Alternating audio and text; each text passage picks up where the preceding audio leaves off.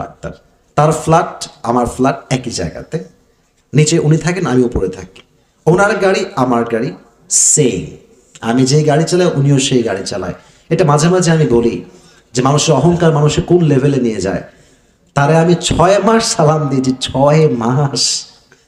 যখনই লিফটে উঠি সালাম, নামি সালাম, দেখা হয়েছে সালাম, গাড়ি বের করব দেখা হয়েছে সালাম।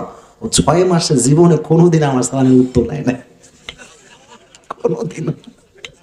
পরে হিসাব মেলাম, কেন রে উত্তর নেয় না কেন রে, হ্যাঁ সমস্যাটা কি?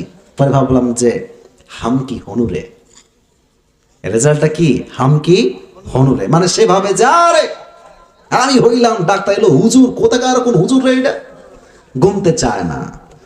কিন্তু বেটা তুমি তো পেশাব করে পানিটাও না, তোমার দাম তো আল্লাহর কাছে 2 পয়সাও নাই, ঠিক কিনা বলেন? হুজুর দেখে অনেক লোক ছোট চোখে দেখে, হুজুররা মহাবিপদ।